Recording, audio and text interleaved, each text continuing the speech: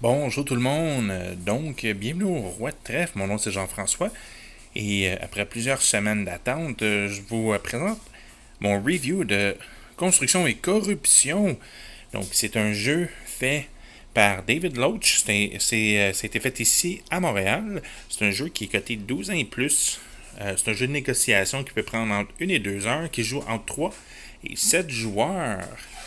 Donc, je vous montre un peu qu'est-ce qui vient dans le jeu. Donc, si vous avez déjà vu mon unboxing vidéo, vous allez déjà avoir une idée c'est quoi qui vient dans le jeu. Je vous le montre très rapidement. On va pouvoir aller après ça dans les détails. Donc, on a deux livres de règlement, un en français, un en anglais. Ici, j'ai fait un setup à 2 joueurs. Donc, normalement, on pourrait faire un setup à 3 joueurs qui est le minimum, mais juste montrer un petit peu à quoi ressemble le jeu sans nécessairement jouer une partie complète. Mais le jeu vient avec des billets. Je tiens à préciser que les billets sont en plastique. Donc, c'est pas le papier cheap de Monopoly. Donc, excellent. Le jeu vient avec des dés custom, donc les dés blancs, rouges et noirs. Il y en a qui sont pires que d'autres. On va regarder ça un petit peu plus tard. On a des jetons de corruption, un sablier pour aider dans les négociations pour ceux qui prennent trop de temps. On a ici la carte premier joueur, donc la personne qui va commencer chaque tour. On a ici les clés de la ville qui vont être données au maire à chaque round. On a le super plateau de la ville de Montréal, parce que tout est bien réparé, tout est bien arrangé, sauf qu'on va, on va changer ça dans quelques instants. Euh, Ici, on a les chantiers de construction qui sont disponibles aux joueurs, avec des enveloppes brunes qui sont des cartes que les joueurs vont pouvoir jouer pour modifier la partie. Puis les joueurs lorsqu'ils vont commencer, ils vont recevoir des cônes pour représenter les chantiers sur lesquels ils travaillent. Puis ils vont avoir des travailleurs qui vont pouvoir placer sur leur chantier ainsi que les chantiers des autres joueurs. Chaque joueur va avoir des cartes pour voter, un peu comme on a vu avec les clés de la ville. Il y a une phase une des phases pendant un tour, une des phases est d'élire un nouveau maire qui va pouvoir avoir un peu d'influence, il va pouvoir prendre certaines décisions. Donc, c'est à l'aide de ces cartes-là que les joueurs vont pouvoir voter. Moi, je veux que ce soit le joueur noir, je veux que ce soit le joueur ou dans ce cas-ci, on va regarder ça un peu plus en détail que ce que c'est. Le joueur mauve, le joueur orange, etc. etc. Chaque joueur va avoir une belle petite carte qui est double-sided anglais-français, qui vous explique dans le fond les différentes étapes. C'est un petit aide-mémoire. Et on va regarder juste un petit peu plus près la planche de jeu. Donc ici, si vous avez déjà joué au jeu de négociation de Chinatown, ça me fait penser un petit peu à ça. En fait, ici c'est le turn marker. Donc c'est ici on va pouvoir dans le fond keep track de c'est quoi c'est quand on arrive près de la fin du jeu. Donc on commence en 1994, puis éventuellement on va se rendre jusqu'à la fin. Puis c'est à ce moment-là qu'on va pouvoir déterminer c'est qui qui a gagné le jeu. Donc comment que vous gagnez le jeu, ben, c'est très simple. C'est à la fin, après 7 rounds. En fait, c'est après 6 rounds. Après ça, on score une dernière fois, puis on arrive à la fin. C'est à ce moment-là qu'on va pouvoir déterminer c'est qui a le plus d'argent, c'est qui a été le plus corrompu, puis c'est qui est le gagnant de construction et corruption. Donc, on va aller un petit peu plus en détail de voir comment fonctionne ce jeu-là. Donc, comme on a vu un petit peu plus tôt, voici un overview de comment placer, comment faire le setup pour une partie. Donc, dans le fond, vous êtes allé, quelqu'un va pouvoir s'occuper de faire la banque, de remettre l'argent. À chaque tour, on va déterminer un maire, donc on doit avoir accès aux clés de la ville. On doit déterminer c'est qui le premier joueur. Donc, premier joueur, c'est très simple. Tout le monde va rouler 2 dés. Celui qui a le montant, le chiffre le plus haut va recevoir la carte de premier joueur. On va dire que c'est nous, le premier joueur, donc on va le mettre ici. Très important, les jetons de corruption, vous pouvez les placer directement sur le board. La section ici au nord ne servira pas. Puis évidemment, ces jetons-là, ils ont une valeur de, de 1 jusqu'à 6. Donc, évidemment, le plus corrompu que vous êtes, ou le plus que le chiffre va être haut sur votre chantier, mais le plus que vous allez être corrompu. Évidemment, tout le monde va avoir accès au dés.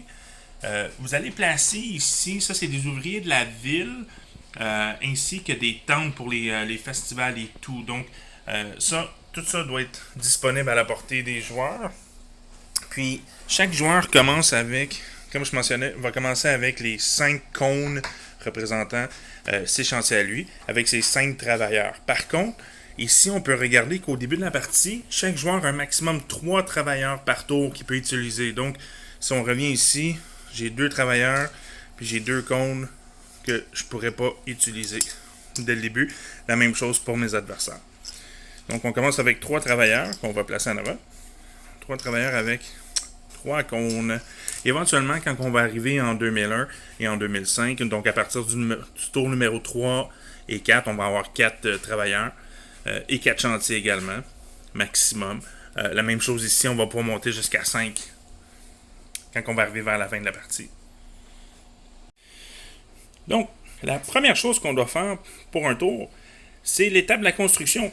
Donc, qu'est-ce qu'on fait avec la construction? C'est le premier joueur, dans ce cas-ci, on va dire que c'est nous, vu qu'on a la carte premier joueur. Chaque joueur reçoit un contrat. Donc, nous, on a le contrat de la 720. Donc, on peut voir ici, là, je vais apparaître vraiment pas, je suis pas certain, je pense que c'est ici, tunnel Ville-Marie. Donc, on va les remplacer ici, dans le fond. Fait que vous pouvez voir que ça, c'est quand c'est construit. Puis ici, on voit, ça, c'est l'étendue réelle. Donc, ça, c'est notre chantier. Puis, on va placer un cône et un travailleur. Parce que, automatiquement, le cône, c'est juste pour montrer c'est acquis à partir du chantier, mais vous devez absolument avoir un de vos travailleurs minimum sur votre chantier. Le deuxième joueur, qui va être le joueur blanc dans ce cas-ci, donc, faut juste pas oublier que le joueur blanc aussi a seulement droit. Oh, excusez-moi. Il a droit à 3 cônes et 3 travailleurs. Lui, on va lui donner. On va lui donner l'échangeur turco. Je suis vraiment désolé, joueur blanc. Donc, l'échangeur turco qui est juste à côté ici. Qui est pas mal, c'est pas mal ça aussi. Non, on va rajouter ici. Pour déterminer que c'est lui qui contrôle l'échangeur turco. Donc, une fois que ça c'est fait, qu'est-ce qu'on fait? C'est on doit ajouter une corruption sur chaque contrat. Donc, on revient à nos jetons de corruption. Donc, les deux ici, on va leur rajouter une de corruption. Ça, qu'est-ce qu'ils font les jetons de corruption? On va pouvoir le voir un petit peu plus tard. En fait, c'est à la prochaine étape qu'on va pouvoir les voir. Mais juste avant, il ne faut pas oublier qu'on reçoit également 100 000 $ pour chacun de nos contrats. Donc, c'est ça l'idée du jeu, dans le fond. C'est que là, présentement, chaque joueur a un contrat disponible. Donc, à ce moment-là, qu'est-ce qu'ils vont faire? C'est qu'ils vont récolter 100 000 $ chacun. Donc, 100 000 $ pour le joueur blanc, puis 100 000 $ pour nous. Là, évidemment, comme j'ai dit, j'ai seulement fait un setup avec 2 joueurs. Le jeu se joue entre 3 et 7. Donc, ça vous donne une idée du jeu. Évidemment, il va nous manquer tout le côté négociation qui s'en vient. Mais ça va quand même vous donner une bonne idée si c'est un jeu qui est fait pour vous ou non. Donc, une fois que ça c'est fait, rappelez-vous qu'il vous reste 2 travailleurs de plus. Donc, vous savez, on a commencé avec 3. Là, il nous en reste 2. Donc, à partir de ce moment-là, vous allez devoir placer vos ouvriers que vous n'avez pas encore utilisés. Puis l'idée, c'est que vous voulez essayer de ne pas compléter votre chantier. Parce que le plus longtemps que votre chantier reste ouvert et inachevé, ben, le plus que vous allez récolter d'argent. Donc, ça prend 3 travailleurs, peu importe la couleur. Dès que 3 travailleurs à la fin de cette étape-là, ben, s'il y a 3 travailleurs, le chantier il est complété. Puis à partir du prochain tour, cette personne-là va arrêter de recevoir de l'argent. Donc, c'est cette partie-là qui est vraiment intéressante que malheureusement, je peux pas vraiment la reproduire en étant tout seul. Malgré que je peux être un très bon négociateur, mais j'ai l'impression que si je négocie avec moi-même, je risque de gagner ou de perdre. Mais c'est à ce moment-là que vous pouvez dire, on va supposer qu'il y a un troisième joueur à Verdun. Ouais, à Verdun. Donc, on va dire qu'il y a un troisième joueur ici à Verdun avec ses travailleurs.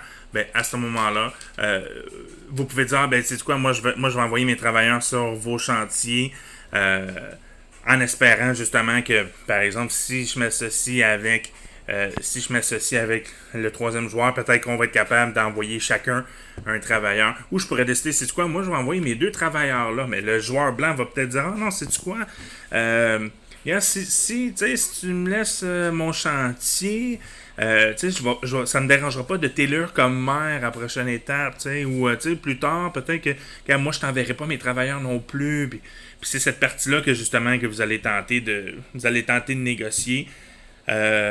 Évidemment, vous pouvez promettre de l'argent. Vous pouvez dire, ah, c'est quoi, je vais te donner mon 100 000 si tu me laisses, ou je vais te donner 50 000 si tu me laisses mon chantier. Évidemment, comme le dit sur la carte, toutes les pots de vin et les promesses n'engagent à rien. Fait que dans le fond, une fois que cette étape-là est finie, ben, c'est à vous de décider si vous les respectez ou vous les respectez pas. Fait que si mettons que le joueur blanc me dit, sais-tu quoi, je vais te donner 50 000 si tu me laisses mon chantier. Je dis, ok, sais-tu quoi, regarde, c'est beau, je vais en envoyer un ici, puis l'autre, je vais l'envoyer, mettons, sur mon terrain. Exemple. Donc, vous pouvez déplacer les joueurs autant de fois que vous voulez tant que c'est pas terminé. C'est à ce moment-là que le sablier devient important. Si jamais vous voyez que ça prend trop de temps, à un moment donné, quelqu'un peut dire, c'est quoi, regarde, on va mettre le sablier, puis on doit terminer les négociations à partir de là. Donc, le joueur blanc aussi, il va décider de placer ses jetons. Lui, par exemple, on va faire semblant qu'on veut être vraiment chiant, on veut vraiment, dans le fond, là, terminer le secteur de Verdun. Donc, si ça, c'est le résultat final, bon, ben, à partir de là, on peut passer à la prochaine étape. Donc, on arrive à la troisième étape, qui est la section élection. Donc, ça, c'est la portion qui, encore une fois, qui va entraîner plusieurs négociations. Donc, à ce moment-là, toute l'équipe doit décider sur un maire.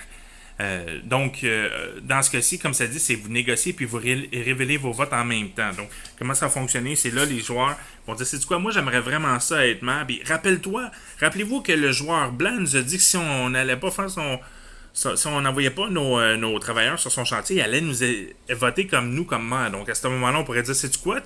T'es bien mieux de tenir ta promesse, là, tu sais, puis voter pour moi comme maire. Parce que moi aussi, je vais voter pour moi, puis c'est très important. Donc, puis évidemment, le joueur blanc va dire, oui, pas de trouble. À savoir s'il va le faire ou pas, on ne le sait pas. Donc, c'est là que les cartes de vote sont importantes. Donc, dépendamment de quelle couleur de joueurs qui sont à la table, par exemple, le joueur blanc, le joueur orange, on va faire semblant que le fameux troisième joueur ici, c'est le joueur mauve.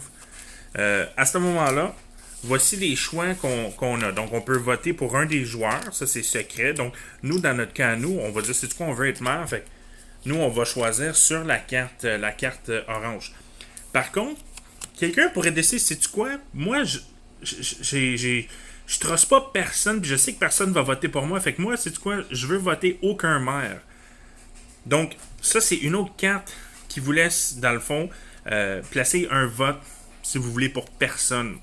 Puis à ce moment-là, qu'est-ce qui arrive s'il y a une majorité, comme on va faire semblant que le joueur blanc, il a mis sa carte, tout le monde la retourne en même temps, le joueur mauve va voter pour lui-même, le joueur blanc va voter pour nous, pour orange, puis nous, on a voté pour nous, orange. Donc, on aurait la majorité. À ce moment-là, bravo, c'est nous qu'on est le maire. Puis, qu'est-ce qu'on fait? C'est on pourrait recevoir un travailleur de plus, puis un festival de plus. Donc, qu'est-ce que ça veut dire? Ben, c'est très simple. Les travailleurs de plus sont les travailleurs rouges. Comme ici, on peut voir que au tour 1 et 2, c'est un travailleur de plus. mais ça peut grimper jusqu'à 3 travailleurs de plus qu'on peut placer. Puis ça, dans le fond, tout ce que c'est que c'est un personnage de plus qu'on peut placer. Donc, je pourrais décider, sais-tu quoi, regarde, finalement, je vais placer mon personnage, vu que je suis maire, je vais pouvoir l'envoyer là, malgré que ça ne donnerait pas grand-chose, là, mais je pourrais décider, sais-tu quoi, je vais l'envoyer là pour l'instant. Donc, encore là, le maire a le pouvoir de rajouter un ouvrier. Il a le pouvoir de rajouter un ouvrier, donc encore là, c'est le maire il pourrait, si c'était le joueur blanc qui avait gagné le maire, il aurait pu décider, sais-tu quoi, moi je vais envoyer le troisième ouvrier ici pour compléter le chantier du joueur orange. Oubliez pas que le but du jeu, c'est que vous voulez essayer de staller le plus possible les réparations. Donc, nous, en tant que joueur orange, on se serait fait vraiment avoir à ce moment-là. Par contre, quelque chose qui est intéressant, c'est que le maire va gagner également un festival. Puis, le festival, il peut être placé sur n'importe lequel chantier. Comme par exemple, on pourrait décider de le placer sur Verdun. Parce que, évidemment, ça représente, dans le fond, dans ce cas-ci, c'est comme si on installerait le festival de jazz à Verdun, qui serait probablement l'affaire la plus stupide à faire, parce que, tu sais, déjà que c'est toutes des one-way à Verdun, puis déjà que les rues sont déjà toutes pétées, que là, il faudrait vraiment être stupide pour, genre, aller placer un festival en plein milieu de Verdun pour tout bloquer la circulation, puis causer encore plus de trafic. Tu sais, au lieu, genre, mettons, de mettre ça dans un parc ou quelque chose de même. Mais de toute façon, c'est juste un jeu, ça arrivera jamais. Il n'y a jamais personne assez stupide pour faire ça. Donc, qu'est-ce que ça fait le festival? Ben, dans le fond, ça l'assure la personne à la prochaine phase. Parce que là, n'oubliez pas que là, on est en train on vient juste de lire un maire. La prochaine phase, ça va être, dans le fond, de terminer terminer la construction des chantiers. Donc, ça l'assure, ça protège ce chantier-là pour un tour. Donc, même s'il y a 3 travailleurs, c'est comme si moi, en étant joueur orange, c'est comme si moi, je dis, sais-tu quoi, regarde, le joueur mauve, là, je vais te protéger. Parce que, tu m'as pas envoyé. Parce que, tu sais, je te montre la loyauté. Puis en même temps, moi, je viens juste d'écœurer le joueur blanc. Parce que le joueur blanc, lui, il était certain qu'on allait fermer ce chantier-là. Mais moi, c'est quoi? Non, regarde, moi, je suis ton bord, joueur mauve. Oh, ouais, on est ensemble, on est une équipe, tu sais. Vous voyez à quel point que le fait d'être maire, ça peut être vraiment pratique. Donc, nous, en tant que joueur orange, on décide de placer un festival à Verdun parce qu'on est niaiseux.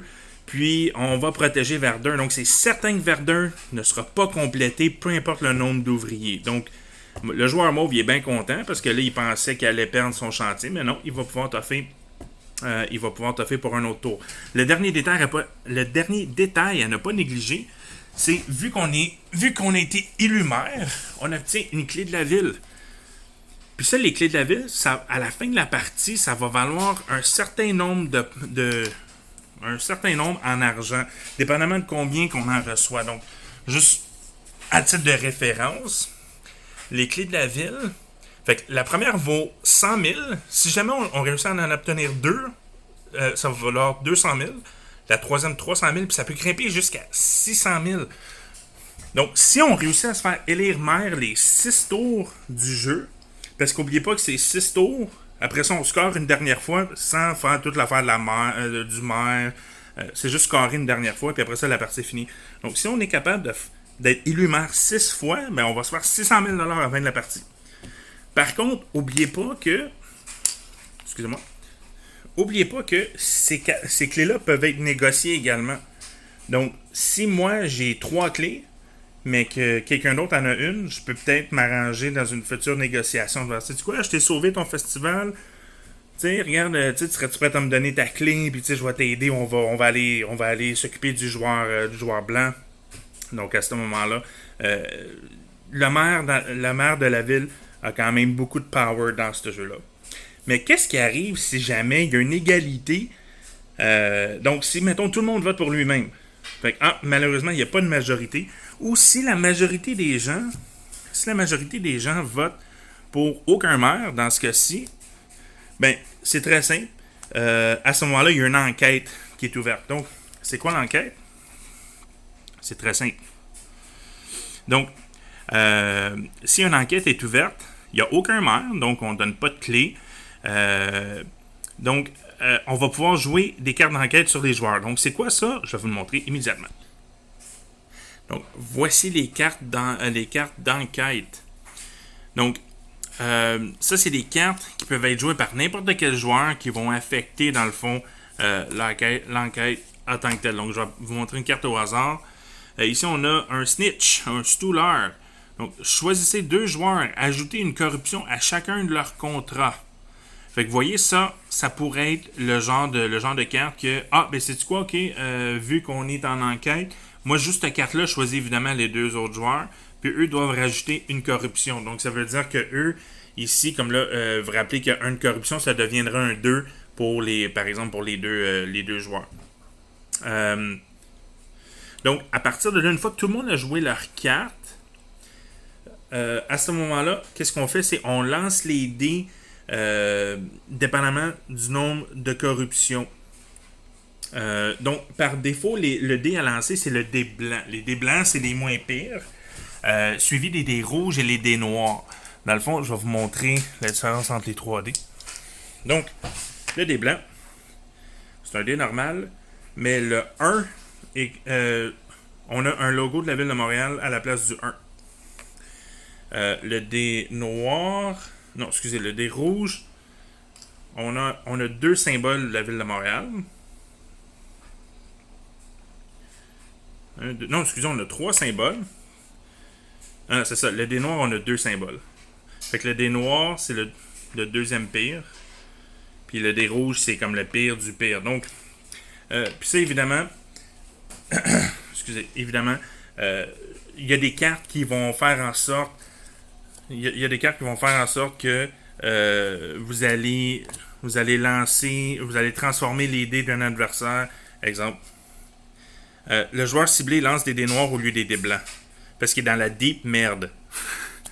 Donc, puis comment ça fonctionne pour les dés? C'est vous roulez un dé pour chaque corruption que vous avez. Vous pouvez avoir jusqu'à maximum 6 corruptions. Puis pour chaque symbole que vous allez obtenir, comme au début de la partie, vous devez payer 50 000 par symbole. Au milieu de la partie, c'est 80 000. Puis à la fin de la partie, c'est 120 000. Puis ça, c'est cumulatif. Donc si je suis vraiment malchanceux, puis que je roule, là évidemment, j'avais juste un dé, mais on va faire semblant que le blanc joue, puis qu'il doit rouler 2 dés blancs. Bon, il est chanceux, il n'a rien obtenu. Mais s'il avait obtenu des symboles, que évidemment, là j'en ai un.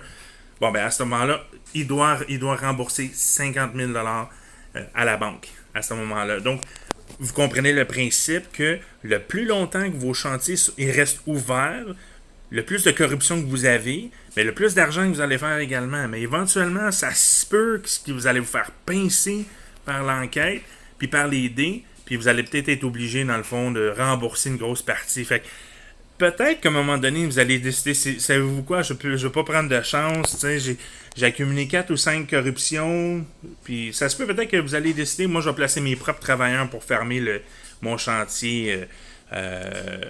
Donc, mais habituellement, le plus longtemps que vous allez le laisser ouvert, le mieux que ça va être, parce que le plus d'argent que vous allez pouvoir faire, à moins que vous soyez vraiment malchanceux et que vous roulez comme la deep merde. Et il reste la dernière section qui est la section d'extraction. Donc ça, c'est juste avant de recommencer. Là, on va regarder est-ce qu'il y a des chantiers qui ont 3 travailleurs. Dans ce cas-ci, oui, il y a lui, mais vu qu'on a placé un festival, exemple, le festival de jazz à Verdun, ce qui serait vraiment ridicule, ben à ce moment-là, le festival, pour ce tour-ci, va sauver le chantier, puis on va faire aucune réparation. Donc, à partir de là, on renvoie les ouvriers au chaque joueur, puis si on a complété un chantier, c'est là que vous allez piger vos cartes, les cartes d'enquête que vous allez pouvoir jouer sur les autres joueurs. Donc, puis ça c'était un tour. Ça vous donne une idée de comment ça fonctionne un tour. Évidemment, on bouge le marqueur. Une fois qu'on va être rendu au 3e tour, là, on va pouvoir commencer à rajouter le quatrième travailleur. Également, on va pouvoir rajouter le 4e cône. Quand on arrive dans la dernière section, ben là, à ce moment-là, là, on commençait vraiment là, à jouer dans les gros chiffres. Puis là, n'oubliez pas qu'au début de chaque tour, vous allez avoir des nouvelles sections, comme exemple Saint-Laurent. Dans ce cas-ci, Saint-Laurent, ce serait juste là, ici. Ouais, donc, exemple, ce serait là. C'est juste pour donner un indicateur. On pourrait placer après ça notre travailleur là-dessus. Il y a la 40. La 40, c'est pas mal ça. Bon. Puis là, évidemment, là, je ferai pas toute la board, mais grosso modo, ça ressemble à ça. Donc, qu'est-ce que j'ai pensé du jeu? On va aller voir pour le mot final. Donc, qu'est-ce que j'ai pensé de Construction et Corruption? En fait, j'adore ce jeu-là. C'est un jeu de négociation. Donc déjà là, c'est quelque chose que c'est rafraîchissant de voir ça sortir sur les tablettes. On est habitué d'avoir tous des gros jeux mode solo, des jeux fantasy, puis on dirait que il y en a de moins en moins. Puis le thème est excellent. Donc bravo à David Loach d'avoir eu l'audace de sortir un jeu basé sur toutes les jokes qu'on fait entre nous autres, les Montréalais, de toute la construction. Puis c'est l'enfer, là. Puis pour ceux qui sont jamais venus à Montréal, voici un peu à quoi ça ressemble le réseau de Montréal. Donc comme vous pouvez voir, c'est vraiment très joli. On est très chanceux de justement de devoir dealer avec ce labyrinthe-là sur une base quotidienne. Donc, ceci étant dit, bravo encore une fois pour le thème. C'est un jeu qui est super léger. Comme j'ai dit, j'ai pas été au travers de tous les règlements. Je voulais juste vraiment vous donner un aperçu, voir si c'est le genre de jeu que vous aimez. Troisième point qui est très très important pour moi, c'est un jeu qui est en bas de 100$. Donc, avec le prix des jeux qui monte en flèche, je pointe vers toi, Batman saison 2, genre à quoi, 400$ plus les taxes. C'est comme, c'est rafraîchissant de voir un jeu. Le jeu se vend, si je me trompe pas, il est 65$ directement sur le site du créateur. Puis j'ai quand même une bonne nouvelle pour vous. Si jamais c'est le genre de jeu que vous aimeriez essayer, si vous ne l'avez pas déjà fait, allez voir notre vidéo pour le concours des rois de trèfle pour les vacances de la construction pour le mois de juillet. Donc, on se donne jusqu'à la fin des vacances de la construction pour vous laisser la chance, dans le fond, d'aller prendre des photos sur, si vous voyez des chantiers de construction, puis de les poster sur notre groupe Facebook. Puis, on va faire tirer une copie de Construction et Corruption. Donc, encore une fois, c'est un excellent jeu. Je le recommande fortement. Si jamais vous ne le gagnez pas dans le concours, ben c'est pas grave, le jeu il est pas cher. Ça vaut la peine de supporter un talent local. Puis c'est le genre de jeu que vous allez avoir du fun à jouer, puis même à introduire peut-être même des non-gamers. Quelqu'un qui a jamais joué à des jeux de société, vous y expliquez rapidement, puis surtout si c'est quelqu'un de Montréal, ça prendra pas de temps, il va rentrer dans le thème. Puis vous allez peut-être convertir des nouveaux gamers avec ça. Fait que ceci étant dit, j'espère que vous avez aimé la vidéo.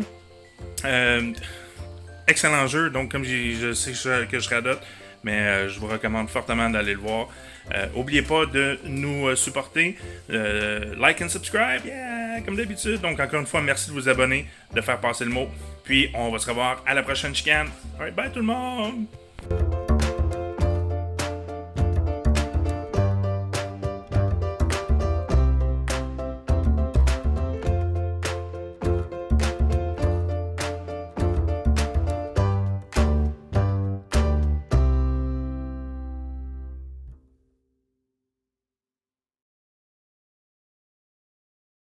Si vous avez déjà joué à Chinatown, moi c'est un de mes jeux de négociation favoris. Il y a beaucoup de...